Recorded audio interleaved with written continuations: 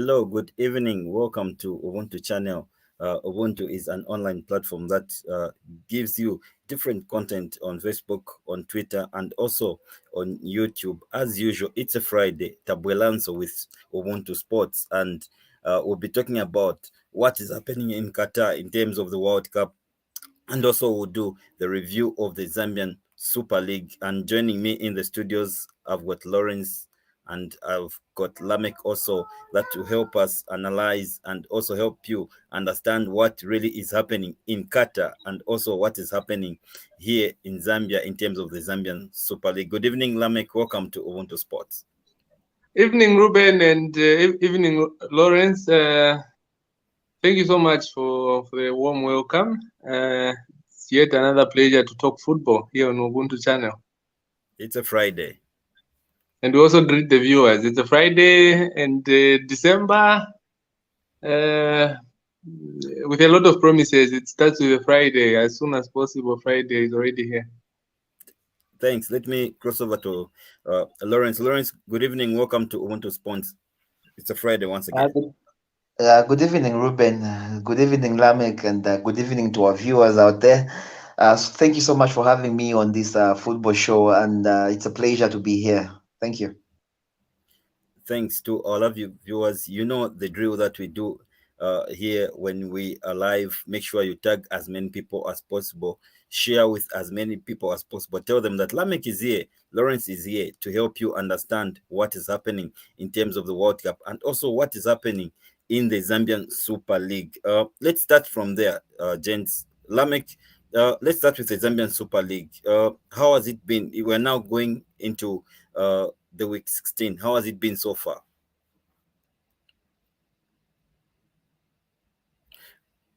We can't get you, Lameck. Yeah, I'm saying it has been a very good season so far with the games being played. We haven't seen so much postponements. We haven't seen, games being cancelled. We have seen a good flow of the league so far. We are going into week 16, and the Power Dynamos are leading the pack. They are surprise leaders after all these years that they've spent in the wilderness. They are back on top of the league, controlling the league, but it just shows that how dynamic the league is. We thought that Zesco would come, and after those signings they made, we thought they would come and be leading the pack by now, but they are no show right now. We have Red Arrows who are showing consistency, but again, they've lost twice. They've dropped points on the road. They had a patch of 4 games without a win. Again, those are some of the issues that are in the league, but it's an interesting league. We saw Nkana, leaping out of the relegation zone. Probably the big news of November, of Nkana leaving the relegation zone. But so far, I think so far so good. So far so good. Lawrence, let me come to you. How has been the season so far? 15 games have been played. 15 games played and going into match day 16, and it's been a roller coaster ride when it comes to Zambian football. Actually, I must make mention that last weekend we had goals galore. It was at least most games 2 goals and above. I was impressed because I think there was a time we were getting too much 0-0s and the like. For me, this is what I want to see. Goals coming in and goals being banging as much as possible. In fact, I would be very happy if we can see some 8-0s also in the league. Makes the league more interesting and all that. But all the same, we've had a very awesome season so far. And with my usual favorite, Musa pulling up the strings now, sitting on 4th. I mean, who even thought that Musa would be where they are right now at this point of time? I mean, it's just an amazing season they're having, and also as Lameck alluded to, Power Dynamos. Though I think on this one, Reuben, you have to give it to me. I made mention at some point that I think Power is going to go far. But that time, actually, they are not even on top of the league. But I would say I'm getting convinced because of the fans, how they are coming out, and they have been mentioning from match day 1 that we are winning the league, we are winning the league this season. And here they are on top. I think there's been such a belief when it comes to the inner circles of Power Dynamos. Otherwise, we hope for the best and look forward to more and more and more of the Zambia Super League. Thanks, Lawrence. Lameck, let me put you on spot. On spot. Last time you said when Green Eagles sent Agre Chiengi on leave, you said he might come back. Really, what is the latest? Because this is now more than a month. We can't hear you, Lameck. Yeah, I was actually looking at that today. I was counting days, and it's 58 days today. We are 28 days past the initial 30-day leave that he was given. I've been trying to dig up here and there following the issue of Agre Chiangi, the status quo of his issue. And, not much is being said about if he's fired or if he will be retained. But again, the other issue around this place is that there is hesitancy around, the Eagles executive to call the shots to either fire the coach or retain him, because Alex Namazava, who Green Eagles sponsored to go to Tanzania and get the CAF A license, is doing good. He's played 7 games with the team. He's won 4 out of the 7 games. He's lost 3 games. So at the end of the day, again, it is the results that are making it a difficult decision for Eagles. But one thing for sure is this. Eagles and Chiangi, we haven't seen the last of their relationship. There's more to this story. And don't be surprised if he bounces back in January, because Agre Chiangi is a man that is loved in Choma. And there's a lot that I think he still has to do with Eagles. There's a lot that is in the background that is not being said to the media and all of that. But the positive is that any of, if he gets an offer somewhere, you may just see Eagles coming up and say, oh, this is our coach. He's not going anywhere. He's under contract. So for now, we wait and see. Let's see what Alex Namazawa has in store. And for Chiangi, let's keep with the rumors, because there are a lot of rumors linking him to jobs around the league with some clubs that fired their coaches. So, fingers crossed right now. We also have another coach, Chambishi coach, who was sent on leave. His assistant, a very good friend of mine, Lewington Mujembe, took over the reins and is doing wonders with Chambishi FC. Also, he has not been called back. So it's, there's a lot on the ground. Zesco as well. They don't have a coach. Yeah, Zesco said they would announce their coach last week. But so they also said they would announce a coach this week, nothing. So we are expecting that next week. But there were rumors that, Hona Janza would be called, Chicken would be given the job, or technical director role would be given to Hona Janza, who is very reluctant to take up that role because he's eyeing the Tanzania national team job. So for Zesco, I think he's also eyeing for the Chipolopolo job as well. Yeah, he's also eyeing the Chipolopolo job or the national team job. But I think for Hona Janza, he's at a stage where he wants to go into international management. He's managed the Zambia national team, but I think he's more focused on getting an international job, managing a national team or something like that. So the Zesco job may be second priority. If he gets the Zambia job or if he gets a Tanzania job, he may not consider a technical director job at Zesco. The other thing at Zesco, again, is that a lot of coaches have applied for the job, but the executive, a lot of the people in the executive, a good number of them are, appointing a local coach, which is making, the appointment and all of that, the process delay. Because if we look at how big Zesco is and which coach would move and take up that role and actually bring change to the club, I think we have very few coaches in Zambia that could speed up change at Zesco United. Firing Numba was not a good idea for starters, but they're already in a mess, so they need to sort it out. If they are going to go for a local coach, it needs to be somebody that the fans will trust.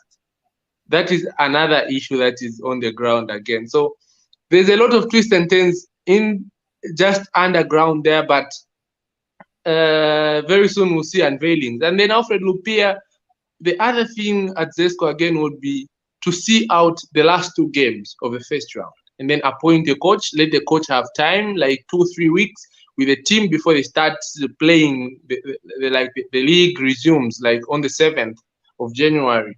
So that is also what may be delaying the appointment of a coach at Zesco. So there's a lot that is happening in the Zambian Super League, and it's an interesting league so far. Thanks, Lameck. At this point, let me welcome Abia to this chat. Good evening, Abia. Welcome to Ubuntu Sports. Yeah, good evening, Mr. Reuben. Good evening, Lameck, and good evening, Lawrence. Chipata is very cool, and we are also geared to see that Chipata United has continued impressing us here in Eastern Province by getting point each and every game. Mr. Abia, Lameck is for Katete Rangers. I'm sorry, my friend. When you went into Lundazi, you were drawn with Lundazi, so I think you drop point from there.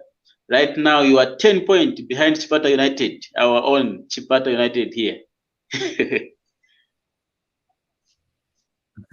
Thanks for that update, Mr. Abia.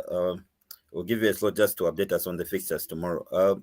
Lawrence, continuing on the Zambian Super League, do you think when Chicken Luandamina goes back to Zesco is going to be effective? Looking at the results, which is picking up with Cabo Warriors and is still struggling in the relegation zone.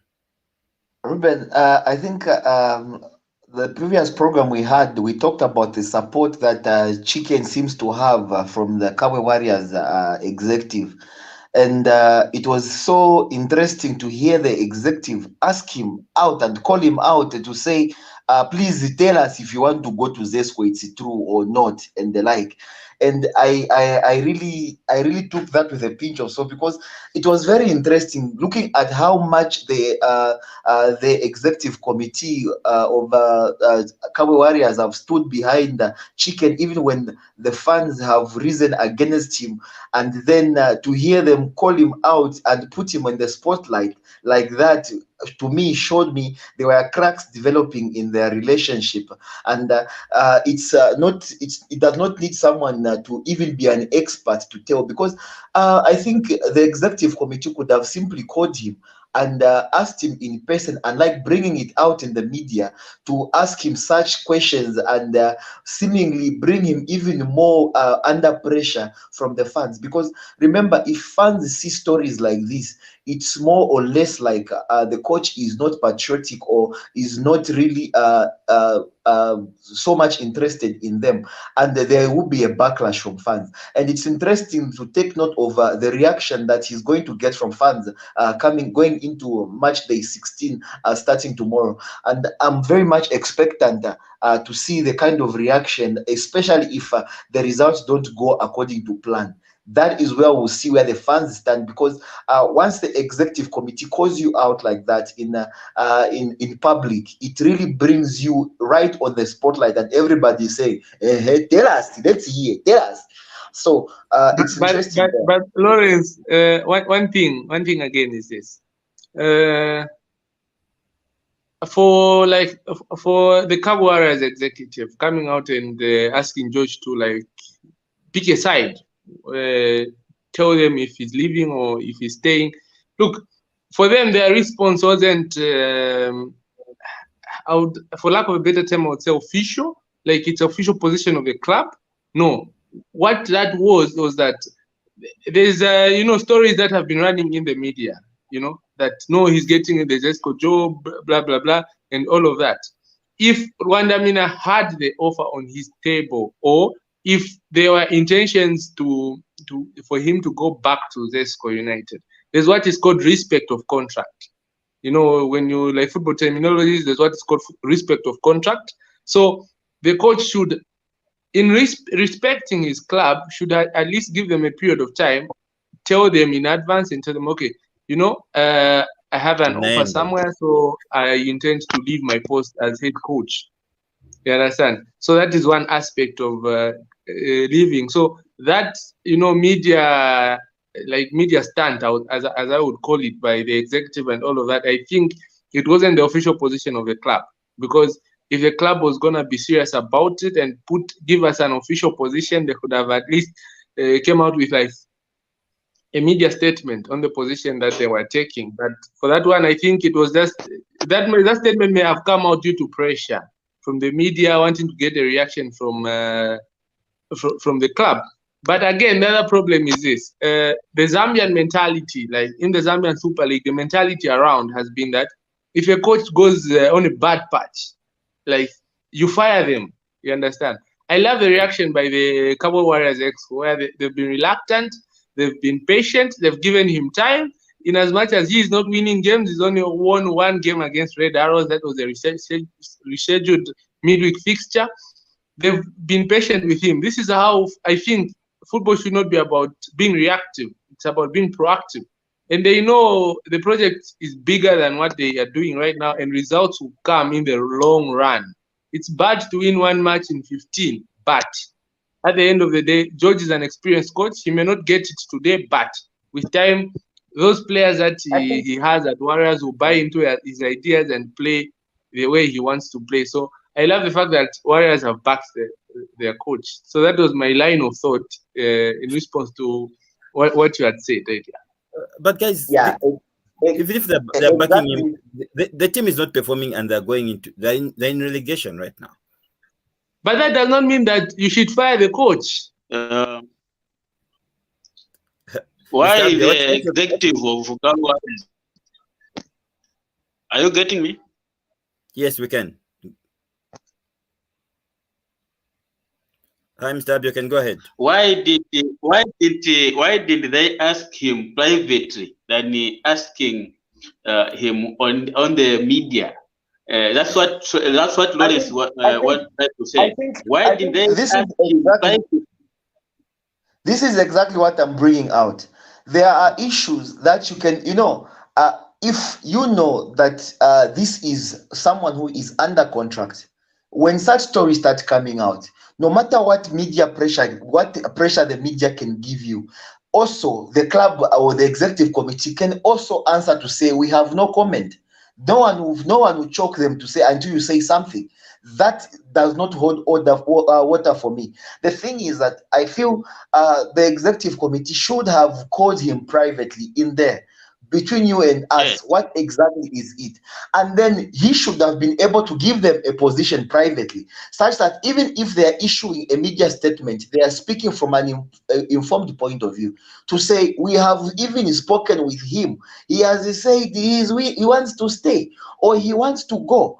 And this is how things are done. I think we have seen, there are many examples we can cite. There are many examples we can cite.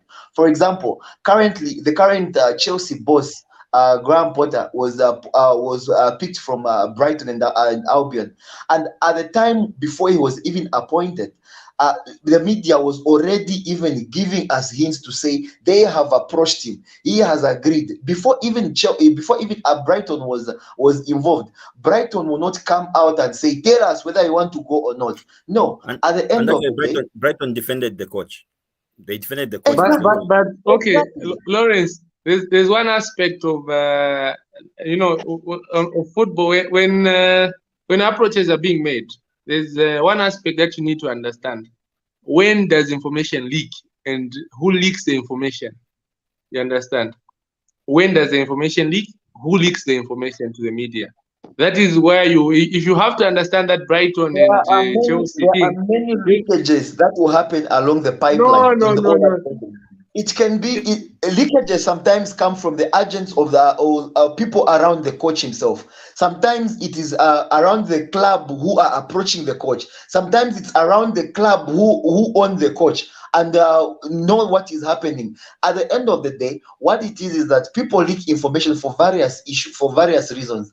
Others, they want to seem to have more data than everybody else. So they want everybody to know that they have data and they will leak that. No, but okay, but listen, in big deals, where like two big clubs are involved, and we're talking about the head coach and his whole technical bench, like the Brighton one. Information won't leak when they make the first call. the time the information leaked is when Chelsea had already approached Brighton. They had already started negotiating the contract, the fee around of buying out the contract that Potter had with Brighton, and all of that was agreed. Who was leaving, who was staying. There was even a shortlist. There was even a shortlist, if you remember. There was even a shortlist, and we all know who were on that shortlist. Even those who were not contacted, we know them. So even those who are not contacted, how did we know? Thanks, Lawrence. Guys, we need to move Yeah, on. the point investigation is we need to move on this point. Mr. Abia, we need to move on, guys. I know the Coppola Derby was won by Abia Yellow, but one thing that came out of that derby was that behavior by Ngonga. I want to start with you, Mr. Abia. Ngonga has been suspended. Do you think that was fair? And what do you take of his action? Exactly, definitely, 100% correct. That was what was supposed to be done. When a player misbehaved, that player must be punished. That was unprofessional. How can you kick a microphone for SuperSport like that? You can't show anger when you have been substituted. Why? Lack of discipline. I think Faz was very correct to give him a suspension. And I think I will go ahead and advise coach of Nkana not to use him. Whether he has been reinstated by Faz, he has to be given a certain punishment by the club itself by not inviting him in the first lineup until further at least 2 or 3 or 4 games, so that this man can learn how to show discipline. There are a lot of players there who can play his role. You see that? So you can't misbehave on public just because you have been substituted. No. It's not the first time when Ghana to lose a ball game like that one. We have been losing, we have been drawing. Substitute have been always be there. But why it has come special for him to protest? I think I will not even back him in terms of in terms that I can use here on the media. But the thing is, the punishment was just okay. I think we are waiting for more to him. All right, thank you very much, Lameck. What do you make of Mr. Abia's submission? For Mr. Abia, you know, no disrespect, but I think the viewpoint of the reaction by Alex Bazongonga, a lot of the fans and a lot of the people that have been commenting on this issue have looked at the issue. They've been myopic, like they've looked at it as something. You know, for lack of a better term, I would just stand by myopic. But the issue is this. It's all about reaction. You understand? It's all about reaction, how you react to a big game. Because look, players have the feelings that we have. The same way, you know, you get upset after a loss. It's the same way players would feel like they would have contributed more if they stayed on the field. Look, RB Leipzig, is it Leipzig or Schalke? Have one of their stadium doors that was hit by Zinedine Zidane. There's a boot that was from a long time ago when Zidane was still playing football. You understand? And for them, they've kept it sacred because it was done by Zidane. You understand? Everyone, tourists who go to the stadium, they show that, okay, this scar that you see on this door was done by Zidane. Yesterday, we saw Lukaku, you know, breaking a glass at the World Cup because Belgium were out. None of the big medias have gone out to condemn Lukaku for breaking a glass. So your point is that Faz was wrong. Reuben, if I can come in, this is how we look at footballers, and I'll tell you this, Lameck. In Premier League, even just kicking a water bottle because of frustration is actually good enough to warrant you some suspension. Or sometimes even the coach, if they does that, they'll send them to the stands. Because what it is that we look at footballers as role models to the public out there, to young kids out there. if we are going to tolerate and condone that kind of emotions, no, because you are emotional, you can even break glass, you can kick anything, you can kick whatever. In the end, you see young little kids who are also watching doing the same because we have made it normal. We are trying to get rid of that from the world of sport, because we believe that each and every player is matured and is able to handle their emotions, be it happy emotions or sad emotions. How about Lukaku? Why hasn't anybody talked about Lukaku breaking that glass? Let me finish my point. So, like I have told you, even in the Premier League, just a water bottle, kicking it. If you are a coach, they will send you to the stand instantly. You go to the stand because you have portrayed images that are bad examples for the young ones who are coming out there. Now, worse off going to kick equipment for a broadcasting company. It is just that is on the football pitch. That's on the football pitch. Outside the football pitch, you do that, you get even arrested. That is vandalism. Let us not beat around the bush. That is vandalism on its own. If it was not in the ground, MultiChoice is actually free to even take him to court and so forth. But because what it is that FIFA has put in laws to protect players are inside the stadium. That's why even when players fight inside the stadium, it's rare that they even go out as assaults and the like. You just get red cards and suspensions and it ends there, because FIFA has put in some laws to protect that. But that doesn't mean that we should condone fighting because it's in the stadium. No, because I was upset, so I hit him. Because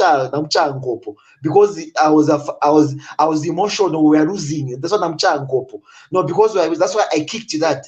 We should not tolerate this. At the end of the day, we are trying to make sure that footballers are the public figures that they ought to be out there to young children out there growing. That is why football is a family show on TV. You will not see any restrictions on football because it is a family show. Even the kids are seeing that. But Lawrence, okay. For the longest time, I've avoided commenting on this issue because I feel like my opinion is not what everyone holds. You understand? For me, I believe football is an emotional sport. A lot of things happen on the field of play, and players are taught from a young age to say what happens on the field stays on the field. You know, we just saw recently Neymar kicking, is it Lionel Messi kicking a Mexico jersey in the dressing room, you know, with a lot of reactions, and people came and defended Messi to say, you know, you don't know what happens in the dressing room. So football is sacred. It's a sacred sport. There are things that happen.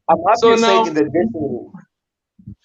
but it was caught in the media. You understand? So because it's Alex Barlow, everyone, and he has a record of being naughty. Lameck, your submission, you're saying Faz was wrong to punish Ngonga.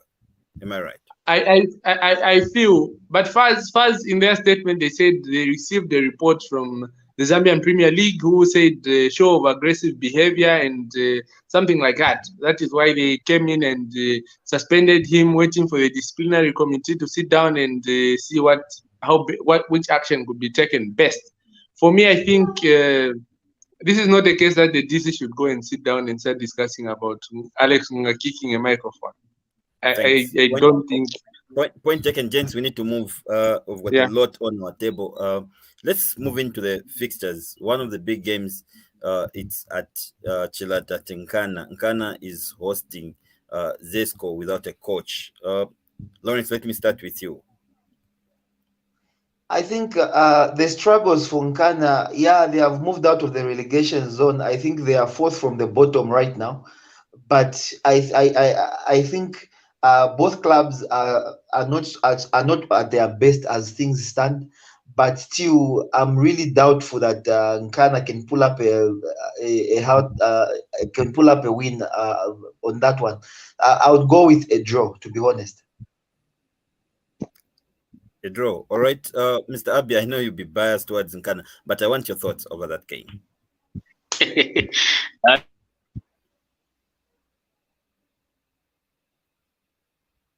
Mr. Abia, are you there? Okay, it seems we've lost Mr. Abia. Lameck, you can take it up. Our For me, house. So I think for tomorrow's game, Nkana versus Zesco United. I know things can criticize Nkana, but this time around, we will go to our way. We can't lose against Power Dynamos and lose against Zesco United, the finished team. No, we are even better off than them. So we are going to beat them tomorrow. No matter you like it or not. Zesco United, mkesena mulia, kundola uko. Yes, it's a Copa derby also, but we are going to finish you tomorrow so that you hire a coach fast as you can. All right. Thank you very much, Lameck. I don't know what you have to say over that. Mr. Abia is saying it's a straight win from Ghana. Predicting the game would be very difficult for me, but I think Zesco have a slight advantage over Nkana. They've been dominant over Nkana. Nkana only picked their first win over Zesco. I think that was somewhere around 2017. Between those years, the times they had Water Warrior and all of that, but the recent years, Nkana had always struggled with Zesco United, and I think the case won't be different. Now, Nkana are playing some good football despite not picking the desired result. They are playing some good passing football and all of that. Their philosophy is good. So it's a difficult game to predict, but I feel a stalemate for me would do. A stalemate it is. Let me start with you over the game for Zanaco, the bankers. They're at home and they're welcoming a team from your town in Muza. They'll be at Sunset Stadium. Zanaco has also struggled in the last 4 games with draws and a loss. What do you feel tomorrow's game will be at Sunset Stadium? I think tomorrow's game will be mainly about, because look, Kaindu is managing his last few games for Zanaco FC, and he'll be leaving the club. Because the club said they will not renew his contract. Even managing, we've seen a lot of the consultant in Amunike. Yeah, Amunike is a coach in the coming. He's I think very soon he may be appointed head coach of the club. And one other thing for that game, I think for FC Muza, I think for FC Muza, what has been there has been the impact and the influence of the coach. I think the coach has been the biggest influence on the team and the results they're managing to post. He has been somebody who's been very good in reading the game, ensuring the players are confident, how to turn over possession, how to utilize possession, how to, shaping the team when not in possession. I think that has been the principles that the coach has applied, something that a number of clubs in the ZSL have not done, and that has led Muza to picking up, big results, such as a draw at Power Dynamos, beating Nkana, drawing against Red Arrows here in Mazabuka and all of that. For Zanaco, it may not be different. They may go to Zanaco and actually bring out a shock result. They may beat Zanaco at Sunset Stadium if they have the belief, which I feel they have. They can, for Zanaco, I don't think punch for punch they're better than Power Dynamos. So in that match, for me, I feel Muza have slight advantage and they may pick a win tomorrow. Last 3 games for Zanaco has ended in draws. They pick at one point in Solwezi when they played Kansanshi, drew with when they hosted Kabwe Warriors, and then drew against Beautycon. The team that everyone is almost getting 3 points. Really, is the consultant effective, Lawrence, in this game tomorrow? And do you think he's the right man to take over from Kaindu with these results that he's picked in the last 3 games? To be honest, I'm always someone who is pro local coaches. I think everybody knows this, and it's one thing that I'll encourage our local clubs to do.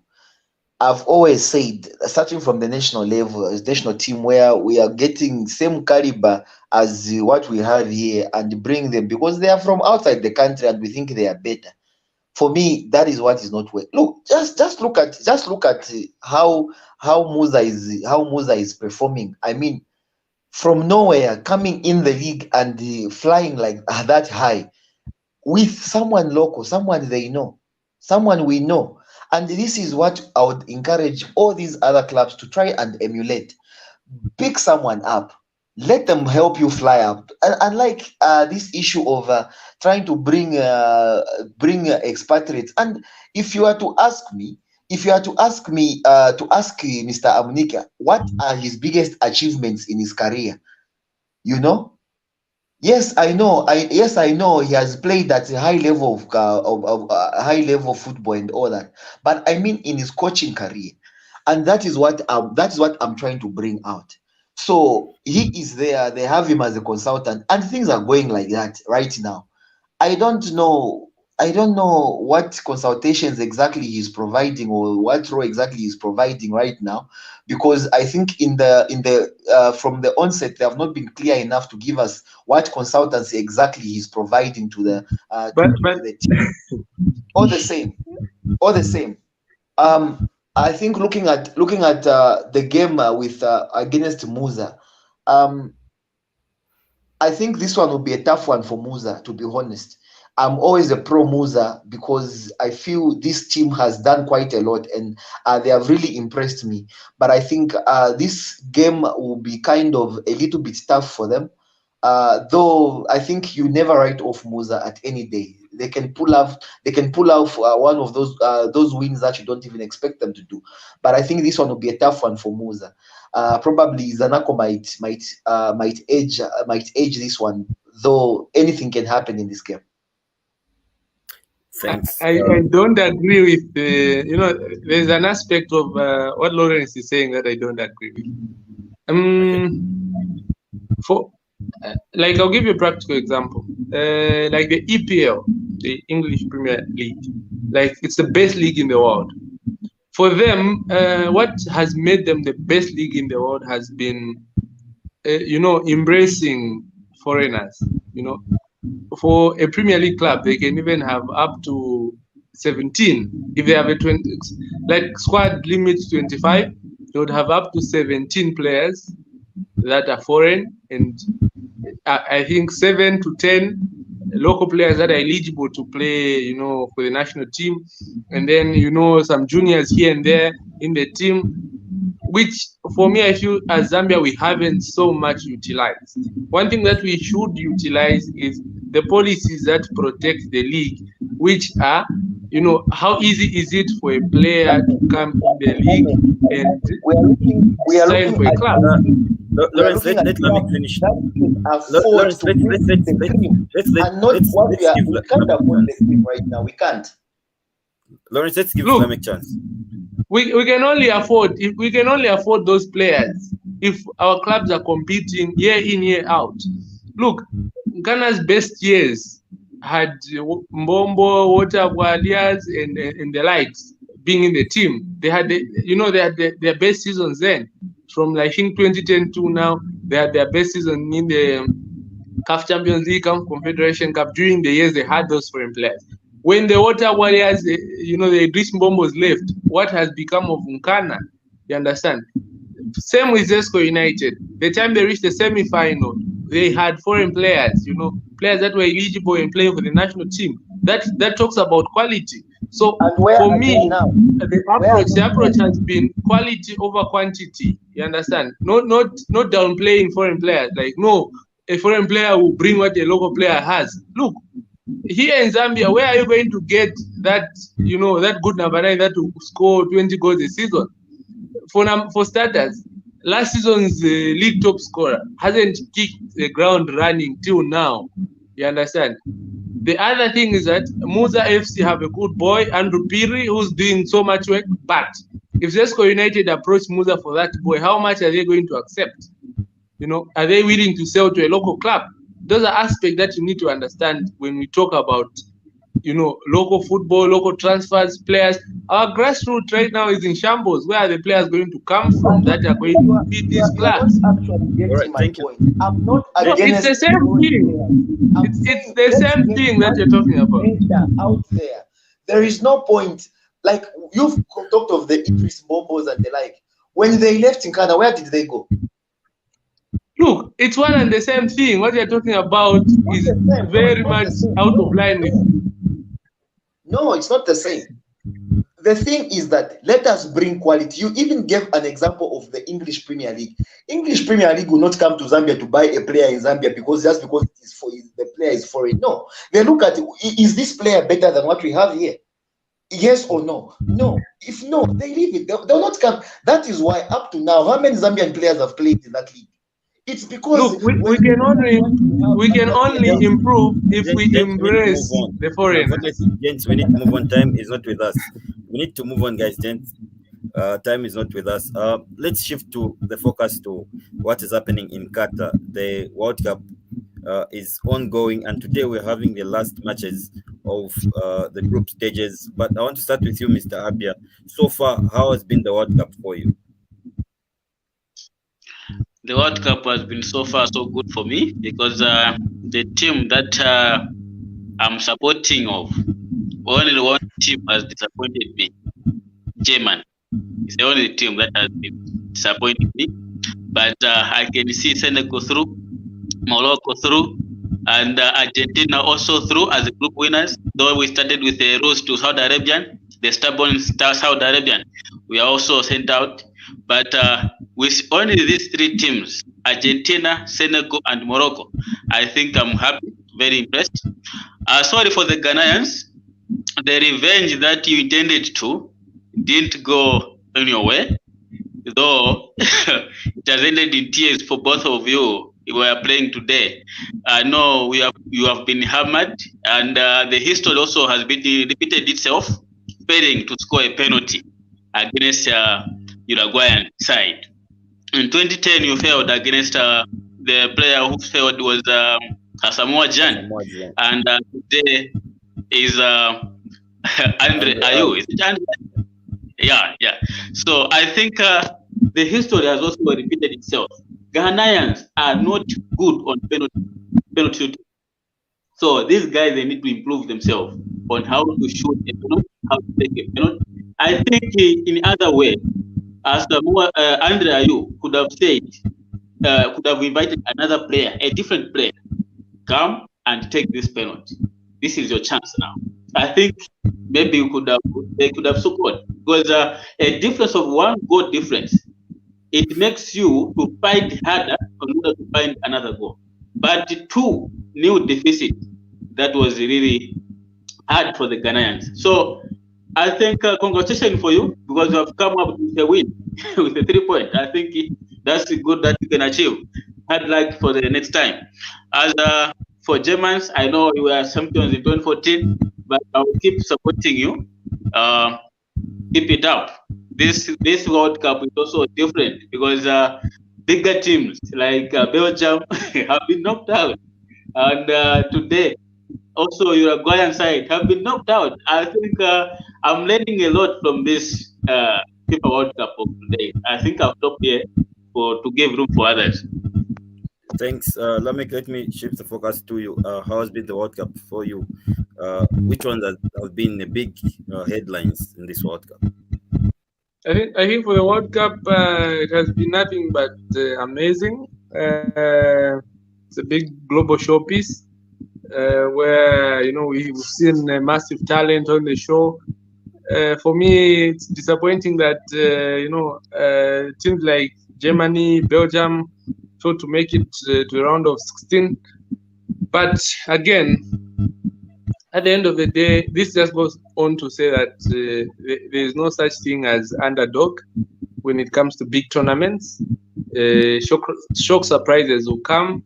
The same way Costa Rica, their fairy tale run, ended up in the same way. Spain survived and went through because of their big win against Costa Rica is what made them go through. Their goal difference was what I think helped them go through the round of 16 when pitted against Germany, because they were level on points. Another thing has been on the part of as African teams. For African teams, I feel we have a lot of work to do.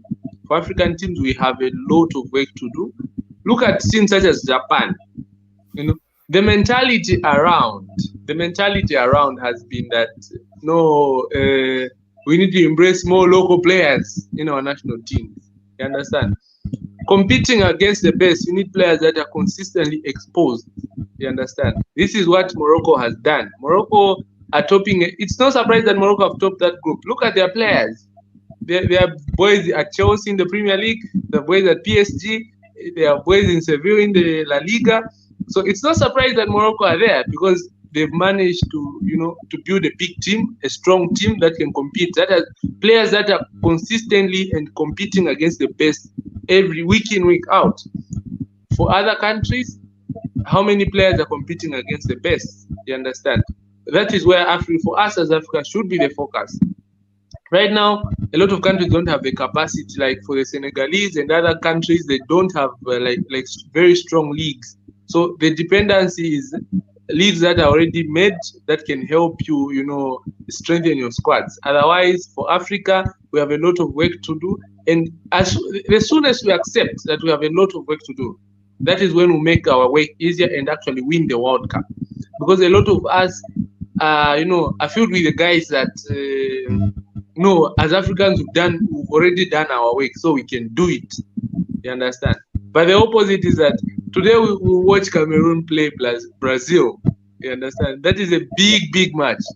We saw an average Uruguay side beat one of the best teams on the continent, Ghana, with ease. And Ghana put up no fight in the whole match. You understand?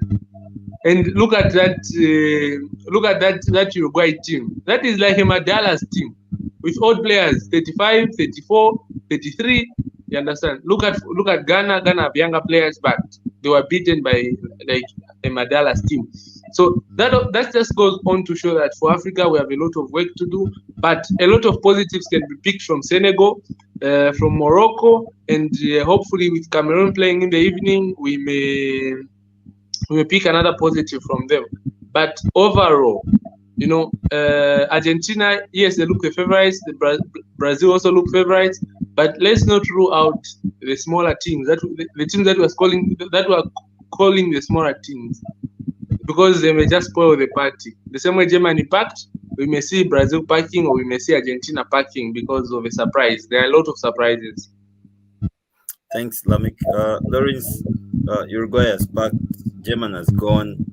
The host nation, Qatar, one of the West hosts that have not picked any point and have got a negative goal difference. How has it, sum it up for us? How has been the World Cup for you? And which team has really surprised you?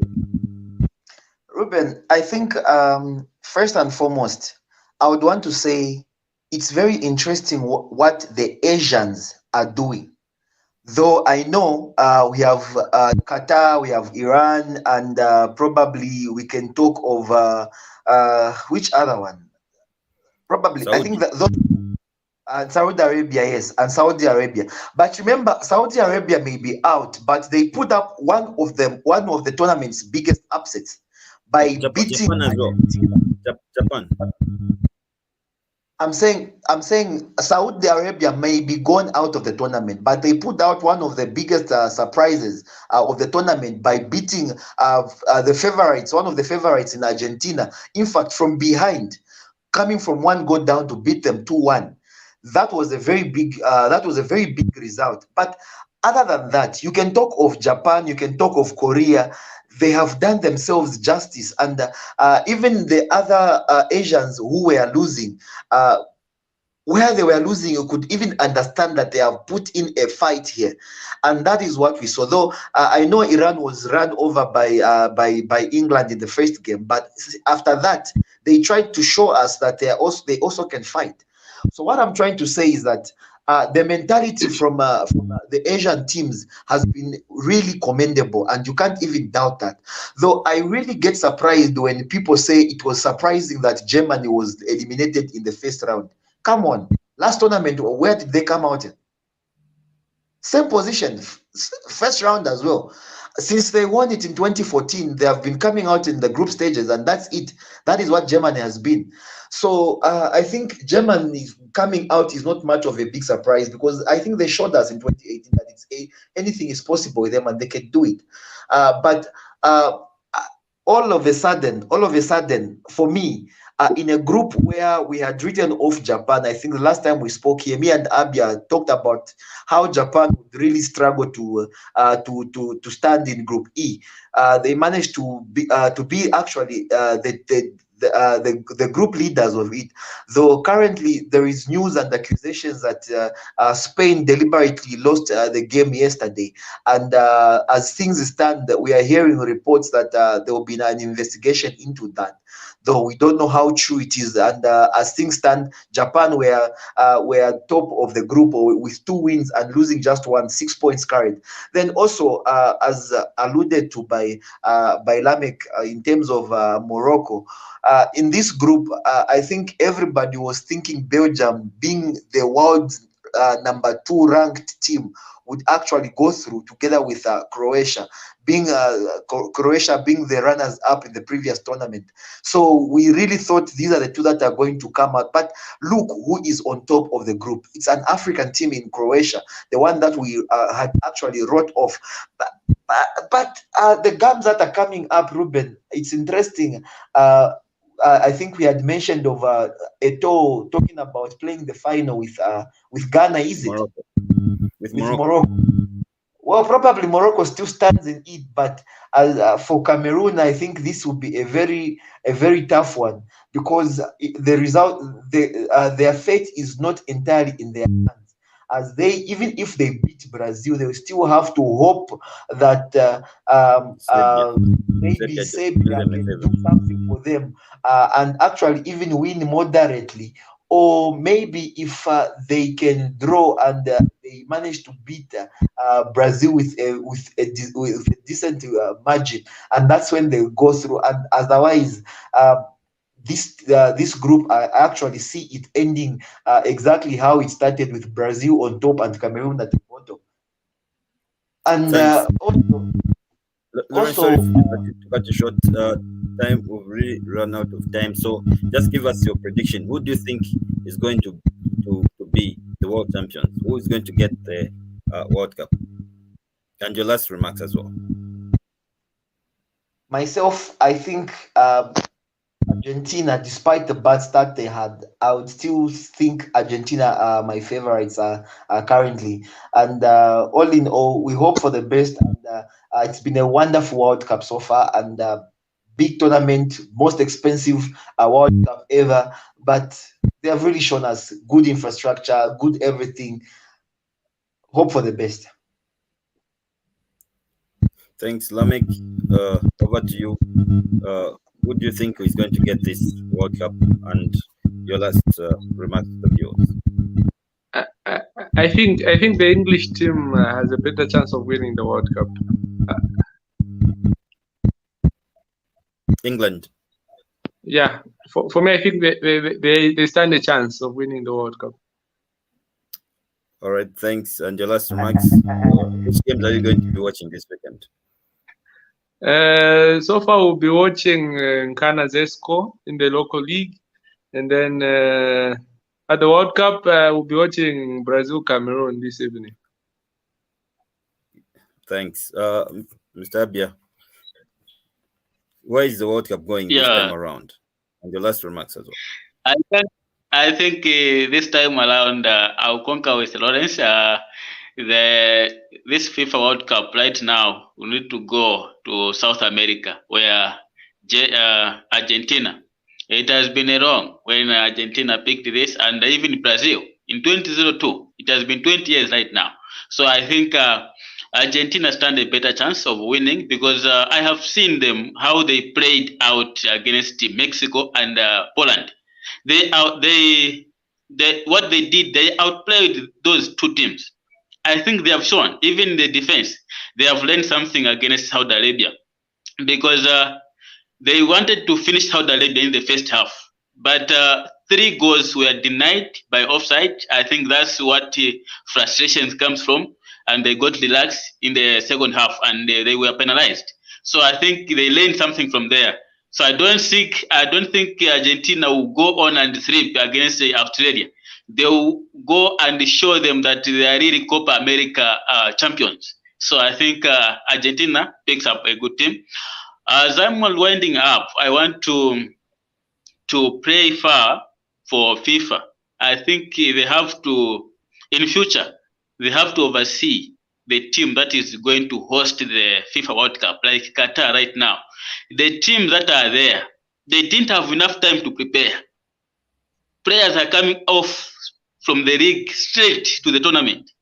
No chance to have a teammate, to know each other, how to have friendlies. I think they need to give chance to the teams to have proper friendlies, so that the the FIFA World Cup always must be competitive. So these errors that we see in the VAR system, the VAR whatever, these are coming from there. I think we need to avoid this in future. Let's give out automatic time to the teams to prepare for FIFA World Cup. This is the major tournament that comes after 4 years. So if we make an error today, we need 4 years to recover those errors. So I think it's not good for in terms of this. Qatar was not ready to host this tournament.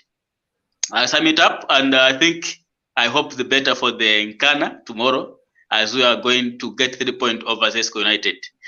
Thank you so much for the viewers. Continue to be with us, support Umuntu channel, and please continue following us, because this is a right channel that has better communication to the people out there as a local Zambian Super League commentaries. Thank you so much. Thank you very much, gents. Thank you, Lameck. Thank you, Lawrence. Thank you, Mr. Abia. We've come to the end of today's edition of Ubuntu Sports. We had a lot to talk about. Didn't even have a chance to talk about the Kwasafa Under 17 that our ladies are playing in Malawi. They started on a positive note, winning by 5-0. We wish them all the best. Cameroon is on right now with Brazil. We wish them all the best. I hope for the first time the World Cup can come in Africa. We hope for Morocco that or Cameroon to go all the way and pick up the World Cup. Though the analysts in here, they've picked up different countries in different continents. Anyway, it is what it is. That's what is called the World Cup. From us tonight, we say good night. Till next week, it's bye-bye.